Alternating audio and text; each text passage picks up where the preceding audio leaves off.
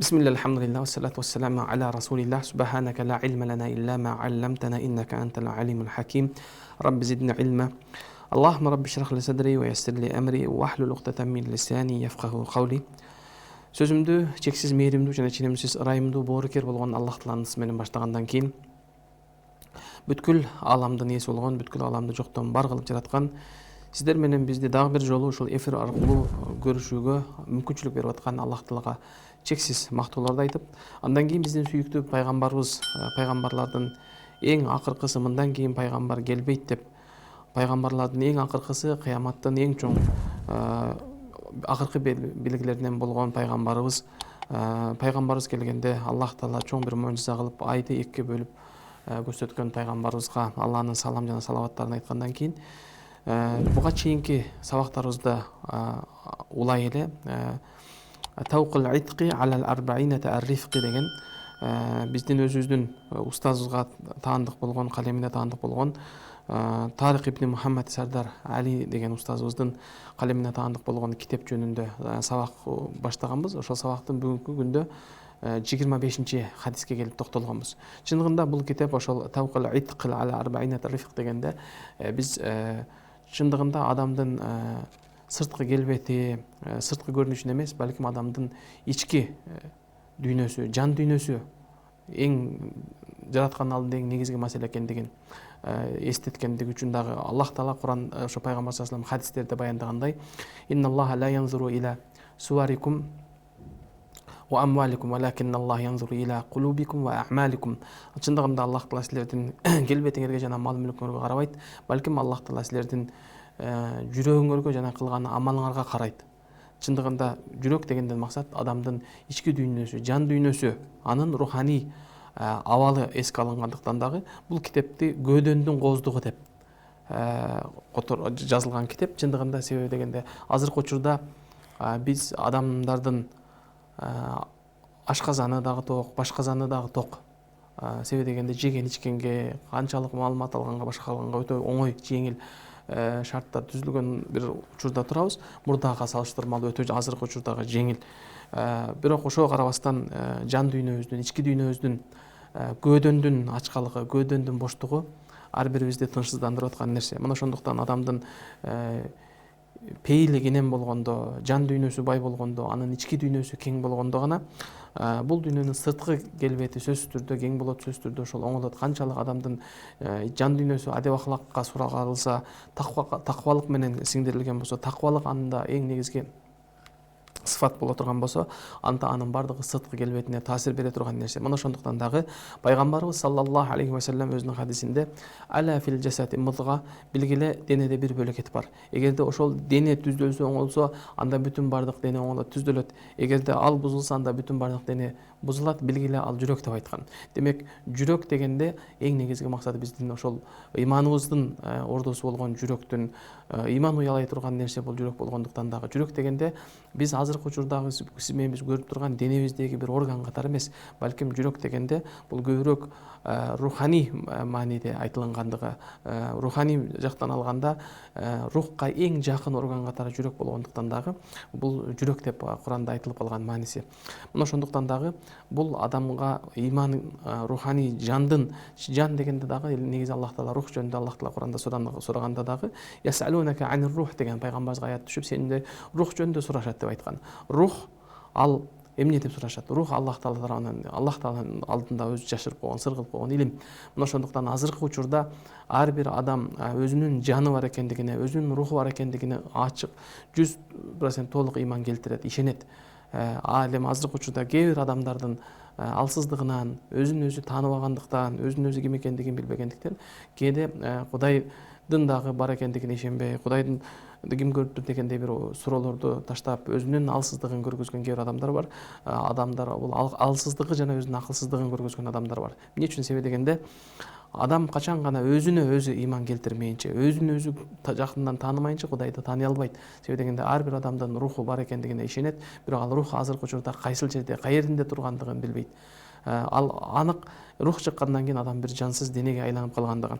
Мына ошол сыяктуу эле Аллах Таала адамды бир адам текеберлик кылганда, Аллах Таалага ушундай бир акарат сөздөрдү айткан учурда өзүн ойлой турган, өзүн карай турган Аллах Таала Куранда ошондуктан асман жерди жок дегенде адам өзүн нафсин өзүн карабайбы деген Аллах Тааланын аяттары жөн келген эмес. Ошондуктан ар бирибиз алгач өзүбүзгө карап өзүбүздү ким экенибизди өзүбүздү жакындан таанып билсек, анда албетте Аллахты тааныганга, Аллах Тааланы жакындан ыйман келтиргенге, Аллахты жаратканды толук ишенүүгө бизге жол ачып бере турган нерсе болот эле. Мына ошондуктан бул китепти көндөнүн кооздугу дегендигибиз дагы азыркы учурда бизге эң маанилүү болуп аткан ошол адеп аклагыбыздын, ички дүйнөбүздүн, жүрүм турумубузга маанилүү болгон нерселердин бирине байланыштуу китеп. Мына ошондуктан бул китепте жалаң гана пайгамбарыбыздын адеп аклагы, кулк мүнөзү жөнүндө жазылган китеп. Ошол кулк мүнөзү жана басым жасалган китеп болуп эсептелет. Себеби дегенде чындыгында азыркы учурда биздин адамзаттын, анын ичинде мусулмандардын, анын ичинде биздин өзүбүздүн коомубуздун ичибизде болуп аткан кээ бир нерселерди карап отуруп, ошол көдөндүн боштугу баардыгыбызды тынчсыздандырып аткан нерсе. Бул 25-чи хадисте пайгамбар саллаллаху алейхи вассаламдын жашоосундан алынган. Бул 25-чи хадиске «Ар-рифq бин-нисаи ба'да ирхaqihинна» деген тема менен баштаган. Чындыгында аял затына алардын ошол чарчатпай турган, аялдарга бир жеңилдик түз бере турган, аялдарга бир жакшы шарт түз бере турган жумшактык жөнүндө коюлган хадис экен. Бул хадисте Анас ибн Малик радияллаху анху قال: كان رسول الله صلى الله عليه وسلم في سفر وكان معه غلام له أسود يقال له أنجشة يحدو فقال له رسول الله صلى الله عليه وسلم: ويحك يا أنجشة رويدك بالقوارير dedi.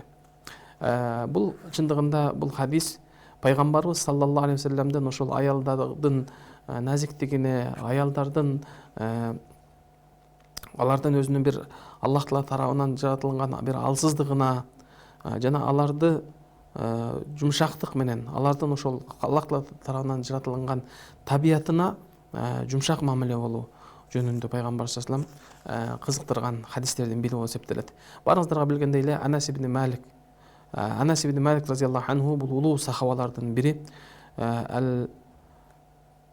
Ансари. Чындыгында бул пайгамбар саллаллаху алейхи вассалам Меккеден Мединага көчүп келгенден кийин энеси Анас ибн Малик жаш гана кичинекей бала болгондо келип пайгамбарыбызга кызматчы кылып байлап берген сахаба болуп эсептелет. Мына ошондуктан дагы бул Анас ибн Малик разияллаху анху өзүнүн илим алуусунда, адеп аклагында пайгамбарыбыз менен өтө көп, үйүндөгү ички жашоосуна чейин көп болгон катары, пайгамбарыбыздан көп нерселерди үйлөнгөн катары белгилүү сахабалардан бири болуп эсептелет. Мына ошондуктан Анас ибн Маликтин дагы бир хадисинде пайгамбарыбызга канча жыл, ошол Мединага келгенден баштап 10 жыл кызмат кылдым, бирок пайгамбарыбыз мени бир жолу дагы сен неге мындай кылдың, сен неге андай кылдың деп пайгамбарыбыз Анас разияллаху анхуну бир жемелеп, же басмырлап, же бир туура эмес сөздөрдү айтканын уккан эмесмин деп айтат. Пайгамбарыбыздын бул дагы ошол адеп аклагынын туу чокусу болуп эсептелет. Ошондуктан дагы Аллах Таала Куранда «Иннака ла аля хулукин азим», албетте сен улуу кулук мүнөз ээсисиң деп айткандыгы. Албетте пайгамбар саллаллаху алейхи вассалам ошондуктан биз өзүнүн башка хадистеринде дагы мен адеп аклакты толуктоо үчүн, адеп аклакты туу чокуга чыгаруу үчүн жиберилген пайгамбармын деп пайгамбарыбыздын пайгамбарлык миссиясынын эң бир чоң бир бөлүгү ошол адеп аклак болгондугу үчүн дагы. Мына ошондуктан Айша энебизден пайгамбарыбыздын адеби кулук мүнөзү кандай эле дегенде кана хулуку Кур'ан, чындыгында пайгамбарыбыздын адеп аклагы басып жүргөн тирүү Кур'ан болчу деп сүрөттөгөндүгү. Ошол эле учурда үммөткө дагы үлгү боло турган Аллах Таала Кур'анда лакад кана лакум фи расулиллахи усватун хасана, жападан жалгыз силер үчүн пайгамбарда гана өрнөк үлгү ала турган сабактар бар деп Аллах Таала айтып кеткен. Мына ушул пайгамбарыбызга кызмат кылган Анас разияллаху анху риwayat кылган бул хадисте пайгамбарыбыз саллаллаху алейхи вассалам сапарга чыккан кезде пайгамбарыбыздын жанында дагы бир кызмат кылып жүргөн кара бала болот эле дейт. Ал-Хабаши, кара бала дегенде демек ошол африкалык улутундагы жынсындагы бала болчу дейт. Анын аты болсо Анжаша болчу дейт. Уюканна Абу Мариям дейт. Ушул сапарда жүргөндө ал жардамчы болуп пайгамбарыбызга жардамчы болуп жүрдү. Ва кана хуснус сауд, анын үнү аябай кооз эле дейт. Ва кана яхду, ай юганни бил ибилин ниса. Ал ушундай өтө үнү кооз, өтө үнү баягы тунук болгондуктан дагы аны пайгамбарыбыз саллаллаху алейхи вассалам яхду дегени бул ар дайым бир кооз, чырайлуу үн менен ошол юганни би ибилин ниса лияхусса аля сайр дейт. Ошол аялдар отурган хаудаж дейт. Төөнүн үстүнө токулган ээрдин үстү жабык ээрдин аялдар отура турган аялдар минген төөлөрдү ылдамдатып бастырыш үчүн атайын ошол жоопкерчиликти алган, ошону багыттаган кызматчысы эле дейт. Ошол факала лаху расул саллаллаху алейхи вассалам, пайгамбар саллаллаху алейхи вассалам ага ушундай деп айтты: хина атакал ибла фа истатаррат ва хашиял ал-вa'са dedi. Вa'са чындыгында вa'са аля ниса ли за'фи buniyatihinna ala tahammuli ala hada nau min as-sayr. Бул пайгамбарыбыз саллаллаху алейхи вассалам ошол сапарда алар ошол өзүнүн баягы үйүн кооз, үйүнүн немеси менен айтып, анан төөлөрдү ылдамдатканга ушундай бир кыйкырып өзүнүн немесин баштайт эле дейт. Ошол кезде пайгамбарыбыз саллаллаху алейхи вассалам ошол жанагы кызматчы улам Ажнаша карап туруп Анжашаны ушундай деди: Анжаша, сен ошол алардын алсыздыгын, алардын табиятындагы өзүнүн назиктигине валлайкум бихалихинна ar-rifqa wal layuna la qaswata wala al-khushuna. Аларга катуу бир коорс, бир катуу тие турган оор бир абалды кылып койбогондой кылып вайхак я Анжаша руайдака деди. Чындыгында пайгамбарыбыз саллаллаху алейхи вассалам ага ошол аялдардын назиктигин эске алгандыгы үчүн, аялдардын табиятында алар өзүнүн ошол жумшактыгын эске алган абалда төөнү акырындат деди. Вайхака я Анжаша, сен руайдака бил каварир. Чындыгында аял затын бул жерде каварир деген сөздүн да бир мааниси аялдарды ушундай бир назик болгондуктан дагы бул жерде каварирге окшот дейт. Араб тилинде каварир деген бул алардын назиктигине жараша, алардын ушундай бир табиятындагы Аллах Таала тарабынан берилген бир өзгөчөлүктү эске алган абалда каварир деген бул идиштен, айнектен жасалган идишке колдонулган нерсе да. Мына ошондуктан ушундай аяр мамиле кыл деп осуят кылды. Себеби дегенде алар ошол канчалык ылдамдаган сайын төөнүн үстүндө отурган адамга дагы оор болуп, минип турган адамга ушундай бир сөлкүлдөп кыйынчылыктар жаратат, ага оор келет, аны чарчатат деген турган нерсе болгондуктан дагы пайгамбарыбыз ошол аялдарга жумшак мамиле кылуу экен деген, алардын ошол назиктигин, алардын табиятын эркек адамдар баалап, аны байкап туруу керек экендигине дагы пайгамбар саллаллаху алейхи вассалам өтө бир чоң сабак берип атат бул хадисте. Мына ошондуктан дагы бул пайгамбарыбыз саллаллаху алейхи вассалам ошол үстүндөгү отурган адамды эске алып аткандан кийин азыркы учурдагы сиз менен биздин жашообузда дагы аялдардын азыркы учурда уноолорду, автоуноолорду айдап жүргөн учурда эгерде аял киши оролдо отурган болсо, ага жумшактык мамиле кылууда, аркасында кээде өзүбүз бир сабырсыздыкка барып, кээде сөгүнүп сагынып, кээде алардын жолун кысып, кээде аркасында ошондой бир сигналдарды басып башка болгон нерселерде дагы бул пайгамбар саллаллаху алейхи вассалам сиз менен бизге көргөзүп кеткен адеп ахлакка каршы нерсе экендигин эсибизден чыгарбашыбыз керек. Мына ошондуктан азыркы учурда биздин минген уноолор ошол убакыттагы пайгамбар саллаллаху алейхи вассалам минген ошол төөлөр, ошол учурдагы аттар, башка нерселер азыркы учурда заманбап ошол эле уна темир аттар болуп эсептелет. Мына ошондуктан бул учурда пайгамбар саллаллаху алейхи вассаламдын ушул керезин, пайгамбар саллаллаху алейхи вассалам сиз менен бизге айткан осуятын эске алышыбыз керек. Мына ошондуктан дагы имам Навави рахимахуллах ушул хадисти шарттаганда аль-мурад бихи рифқу фи сайри, ошол жүргөн учурда аларга жумшак бир мамиле кылуу, аларды ошол абалын, табиятын, алардын назиктигин эске алуу жана аларга жумшак жана аяр мамиле кылууну эстетет. Лианна ибла дейт: إذا سمع الحداء أسرع في المشي فاستذلت وازعجت الراكب فأتعبه дейт.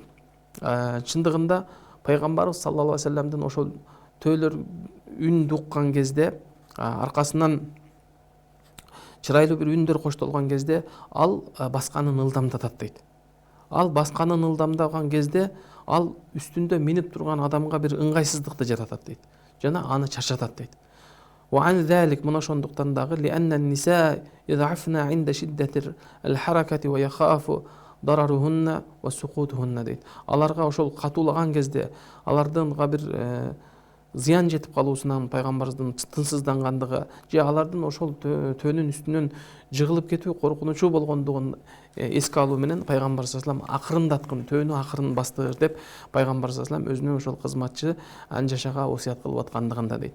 Демек биз бул жерден ала турган пайда азыркы учурда айтып аткандай эле биз жолдо жүргөн учурда башка жерлерде отурган учурда же бир жерлерде бир кезек күтүп турган учурлар болгон башка учурларда дагы биз эркектер эркек катары өзүбүздүн табиятыбызды таанып өзүбүздүн эркек экенибизди эстеп жана өзүбүздүн ошол аял затына болгон ыйык Курандарда жана пайгамбар саллаллаху алейхи ва саллямдын ушундай берекелүү хадистеринде бизге эскертилген буйруктарды эстөө менен аял затына аяр мамиле жасоо сөзсүз түрдө шариятыбызда талап кылынган жана буйрулган нерселерден экендиги көрсөтүлүп турат.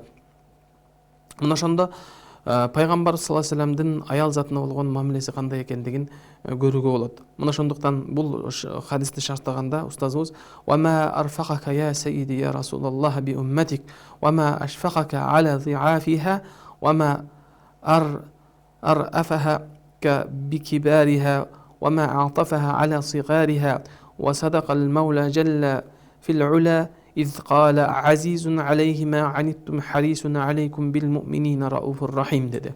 Чындыгында бул эмне дейт? Алланын элчиси биздин башчыбыз сен кандай гана үммөтүңө ушунчалык жароокерсиң, ушунчалык боорукерсиң, ушунчалык ырайымдуусуң. Сен ошолордун аял затынын алардын назиктигине, алардын алсыздыгына, алардын эгер улуулар болсо алардын улуулугуна улайгандыгын эске алың менен, алар эгер кичине болсо аларга ошол өзүңдүн иззат көрсөтүп, аларга дагы кылган урмат сыйың менен биз сени бийик тутабыз дейт. Мына ошондой эле Аллах таала дагы садакал маула жалла фи ула, Аллах таала өзү чындыгында канчалык улуктугу менен Аллах таала акыйкат чындык туура сөздү айткан, ушул аятты айткан кезде дейт, эмне дейт? Бул аятта албетте силерге биз үчүн Аллах таала тарабынан жиберилген пайгамбарыбыз харисун алейкум бил муъминин рауфур рахим, чындыгында момун мусулмандар силер үчүн жиберилген бул пайгамбар эмне дейт? Ушулар сиздер үчүн өтө рауфун рахим, силер үчүн өтө боорукер, ырайымдуу деди. Пайгамбарыбыз саллаллаху алейхи ва саллям үммөт үчүн өтө көп жеңилдиктерди алып келген. Мына ошо бул хадисте айткандай эле пайгамбарыбыз жалпы үммөт үчүн негизи боорукер болгон, ырайымдуу болгон.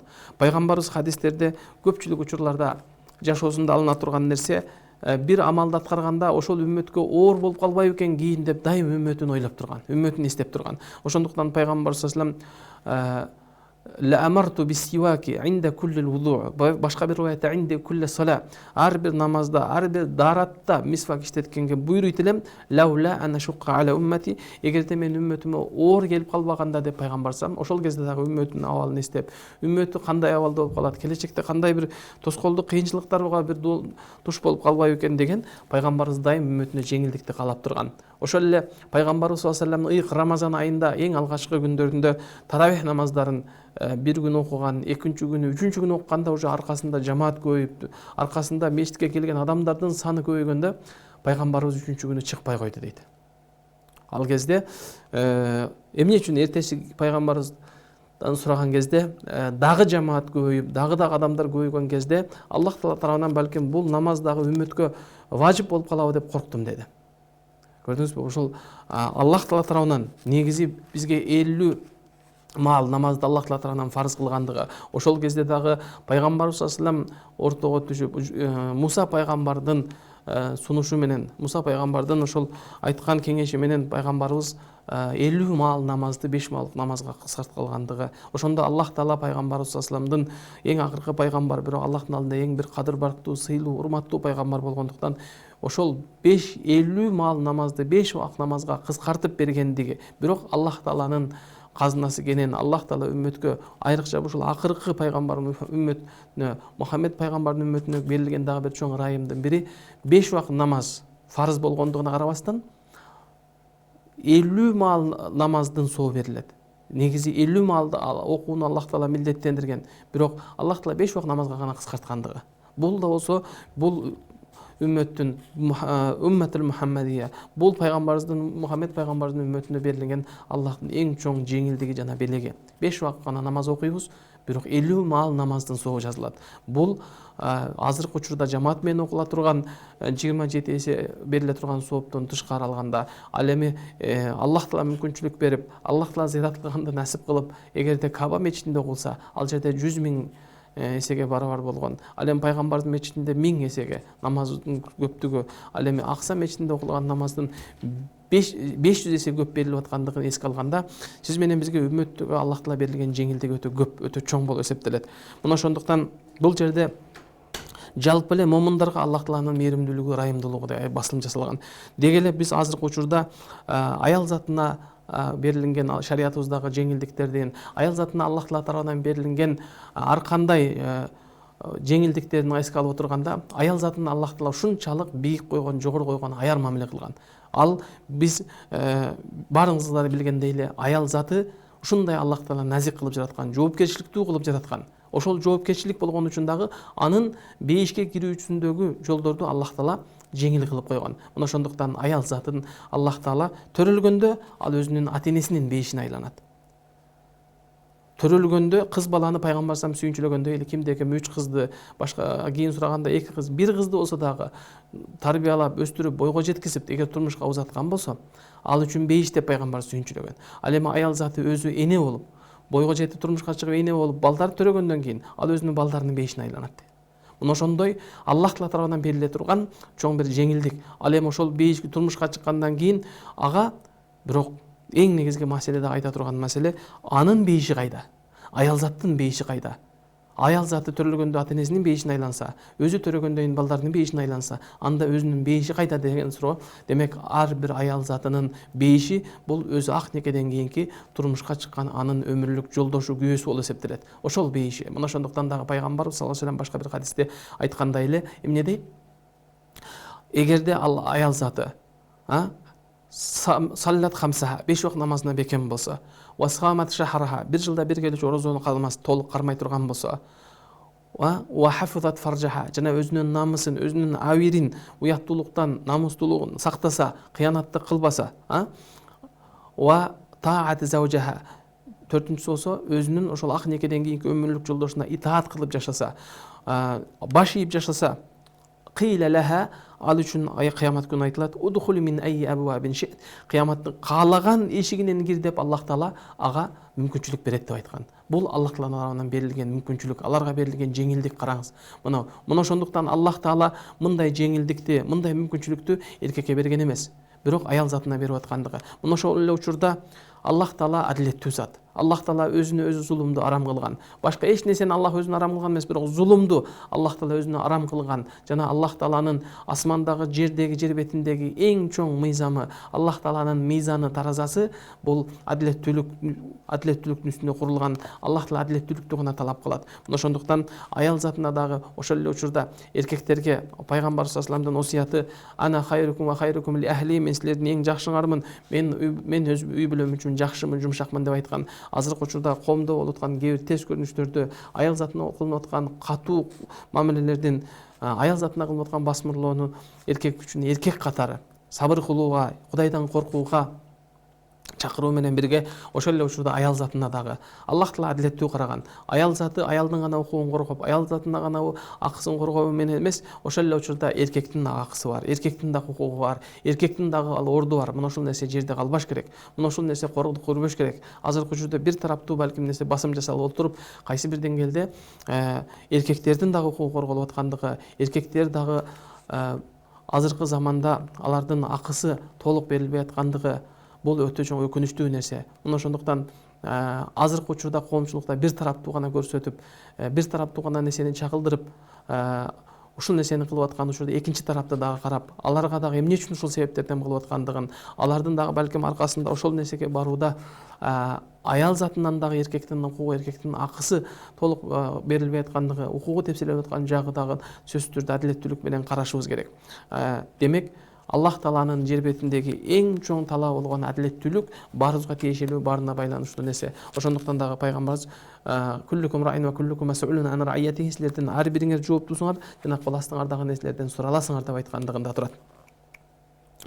Андан кийин билесиздер, ушул ар бир хадисти зикир кылып айткандан кийин устазыбыз ушул хадиске тиешелүү бир окуяны, кыссаны зикир кылып өтөт. Бул кыссада кыссату рифкул алламатул азизур рахманул усман бил арамил вал ажаиз дейт. Улуу бир мухаддис болгон, муфассир болгон, фақих болгон, көп нерседе таквалыкта башкаларга үлгү боло алган захид болгон Al-Mufti Azizur Rahman Ibn Fadlur Rahman Al-Usman деген кишинин окуясын, кыссасын алып келет. Бул киши өтө чоң бир белгилүү алымдардын болгон, Меккеде фатва берип турган чоң бир алымдардан өткөн. Ошол кишилердин бирөөсү ал айтат: "Аннаху кана касиру рифқи ва рахмати бин нас." Чындыгында адамдарга өтө бир жумшак, адамдарга өтө бир боорукер адам болчу дейт. Азиму шафакати вал атфа алал мухтажин. Айрыкча муктаж болгон адамдарга ал кишинин өтө бир боорукерлиги, бооругандыгы, алардан дайым каралып тургандыгы дейт. Таахада бисуали ан ахвал ва тагаммаду бил хидмати ван навал. Чындыгында аларга болгон кызматында, алардын ал ахвалдарын сураган кезде алар менен ушунчалык тыгыз мамиледе болгон дейт. Ал дайым асыр намазынан кийин أنه كان بعد صلاة العصر في كل يوم يمر على بيوت الأرامل يسألهن حوائجهن. Асыр намазынан кийин ошол колунда жок адамдарга барып, жесирлердин, жетимдердин үйлөрүнө барып, алардын карып кубатаңдардын ал ахвалдарын сурайт эле дейт. ثم يذهب إلى السوق فيبتاع لكل واحد منهن ما احتاجت. Ал эми ошол жесирлердин, колунда картайган бир карып калгандардын, колунан мүмкүнчүлүк келбей калгандардын ахвалын, ал ахвалын сурагандан кийин базарга барып, аларга керектүү нерселерди сатып алып, андан кийин ва яхмилу ма хаффа минат талабихинна ва ма сaqalat би нафсихи ва ямурру марратан ухра алейхинна ва юнавилухунна. Ол ошол базардан сатып алган, аларга керектелүүчү, алардын муктаждыктарын базардан сатып алгандан кийин ал адам келип, ошол муктаждарга өзү үйлөрүнө келип таркатып, ошол алардын ал ахвалынан кайрымдуулук кылып, алардын ошол боор ооругандыгын, аларга болгон ошонун мээримин айтат. Ва кана ятафаккаду масакин ал-фуқара вал масакин ва яли биядихи ислахаху ва татинаху ва яртaqi